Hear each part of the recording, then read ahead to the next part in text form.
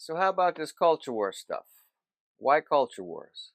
How did this culture war chatter get so loud? Well, culture wars are very important for political parties that need to distract voters from actual legislation that's going to affect their everyday lives.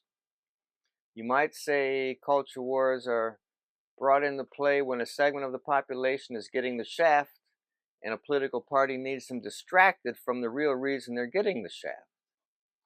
That political party figures out how to stir up any hatred or fear that might already exist right below the surface.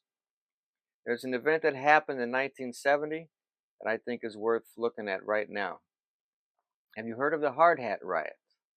Well, days after students were killed at Kent State, there was a big march in New York City. Students were protesting against the Vietnam War and protesting against the gunning down of those students. There were construction workers in the area, and having been informed about this march, they waged a counter protest and pummeled around 1,000 student demonstrators with their hard hats and their steel toed boots. This is what came to be known as the Hard Hat Riot.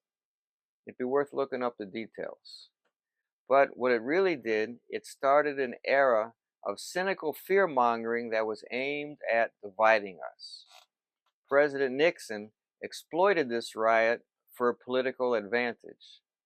His staff had been working on a blue collar strategy to shift white working class voters to the Republican Party. You can imagine how his press release went after that riot. He was pretty much, thank God for the hard hats. And then, rather than passing pro labor policies that would have benefited the workers, which of course would go against the values of the pro business Republican Party, Nixon used cultural issues like patriotism and support for the troops to drive a wedge between workers and progressives. His strategy to use the Hard Hat Riot to appeal to blue collar workers, it paid off. In his 1972 campaign against the anti-war Democrat George McGovern, he secured an easy victory, and he gained the majority of votes from organized labor. This was the only time in modern history a Republican presidential candidate was able to do that.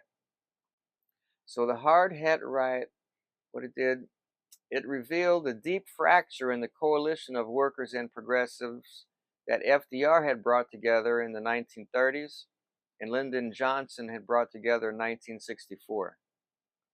The mostly white workers who attacked the demonstrators had felt abandoned and forgotten as the civil rights movement rightfully took hold.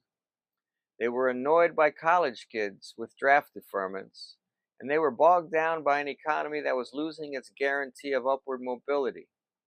Today, the far right is trying to channel that same anger and violence using the Black Lives Matter movement or whatever else they consider woke.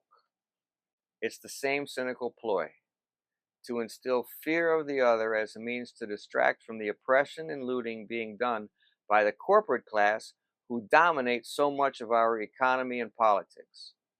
We won't see a debate about our destroyed unions, our increased economic inequality through trickle down nonsense. They won't be talking about the attempts to gut about every social safety net we have, and the many times they stood in the way of practically every effort to use the power of government to help working people. So, let me ask this. You think we'll finally recognize that we have more in common with each other than with those who are trying to divide us for their political and economic gain?